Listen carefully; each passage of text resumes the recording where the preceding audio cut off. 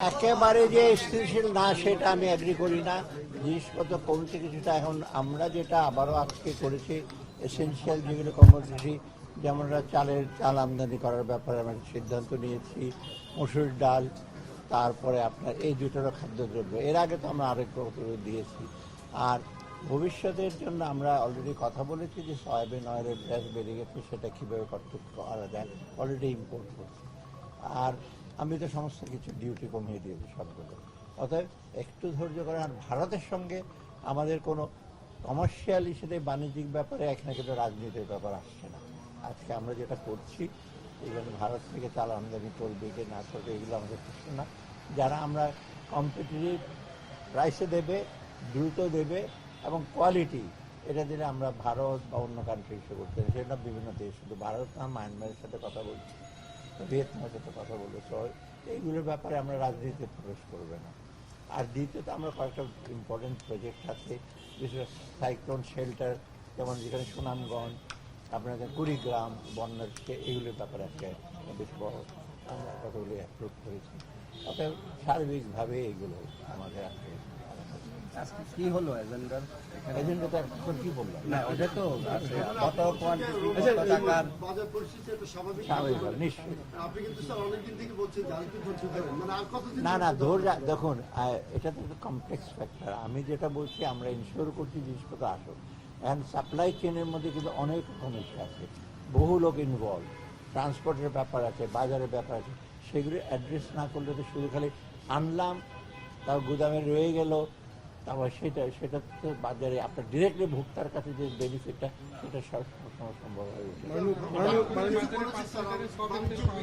সমস্যা অলরেডি কিন্তু কোর্টের ওখানে আমরা দেখি যে পশ্চিমবঙ্গের একজন রাজনীতিক বলেছেন যে আমরা কিছু দেবো না, এক্সপোর্ট করবো না। না, সেটা তারা বলছে, লেনদেন করছে না সেটা কূটনীতিতে দেখবে ওনারা, কিন্তু ওগুলো রাজনৈতিক বক্তব্য দেবে না। কিন্তু যেখানে কমার্শিয়াল ইন্টারেস্ট যখন আসে, যারা আপনার বিক্রি করে, তারা তো কিন্তু ওই পলিটিশিয়ানরা কী বলে না বলে, যদি ওখানে অ্যাক্সেস থাকে, প্রাইসের আপনার ইস্যু হয়, তারা কী করবে? বিক্রি করতে হবে। আপনার কাছে বিক্রি করে আরেকজনের কাছে বিক্রি করতে হবে। অতএব এটা আমার মনে হয়, হ্যাঁ কিছুটা তারা বলে দেবো না, তখন তারা ওদিকে ব্যবসায়ীরা তখন প্রোটেস্ট করবে যে আমরা কোথায় যাবো দেবো।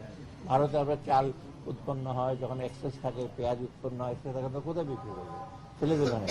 স্যার, একটা জিনিস লাস্ট, আসলে সিন্ডিকেটটা দেখতে কেমন? আমরা আসলে বারবারই শুনতেছি সিন্ডিকেট, কিন্তু কোনো কাজই হচ্ছে। দেখতে কেমন আসলে? আপনি উপদেষ্টা হিসেবে কেমন দেখতেছেন সিন্ডিকেটটাকে?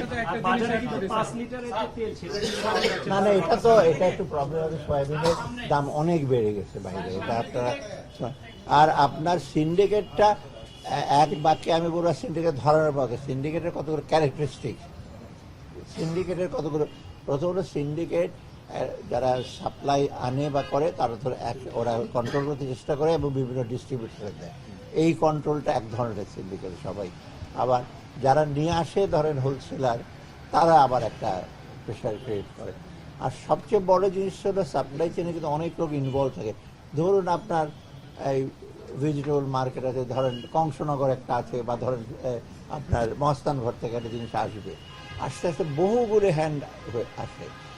বগুড়া যখন যায়, ট্রাক ড্রাইভারের কাছ থেকে কিছু দিতে হয়, আরেকটু আসে। তো কিছু কিছু মিডল ম্যানের দরকার আছে, সার্ভিস দেয়, লোড করবে, আনলোড করবে। কিন্তু আর কিছু কিছু আছে যারা এক্সট্রাঅর্ডিনারি, ওরা সিম্পলি চাঁদাবাজ, ওরা কিচ্ছু করে না, কোনো সার্ভিস দেয় না। সেইটাই হলো একটা সিন্ডিকেটের চেনের মধ্যে। এবং সব ধরনের হাঁটতেছি কেন সিন্ডিকেটটা করতে হলে তো বিভিন্ন সিন্ডিকেট এক জায়গায় না। আপনি খালি সিন্ডিকেট ভাবছেন যে কোথায় বসে আছে সে কন্ট্রোল করে। সিন্ডিকেটের চাঁদাবাজির সিন্ডিকেট আছে, ট্রান্সপোর্টের সিন্ডিকেট আছে, বাজারে ঢুকতে হলে রাজনৈতিক বিষয়। আমি সবসময় বলি রাজনৈতিক সমঝোতা কঠিন, কিন্তু চাঁদাবাজির সমঝোতা খুব সহজ। স্যার, রমজানে কি চাঁদাবাজি করবে সবাই মিলে মিশে। রমজানের বাজারে স্বস্তি থাকবে কিনা? হ্যাঁ, থাকবে। খেজুর এলসি হচ্ছে, খেজুর চলে আসবে, খেজুর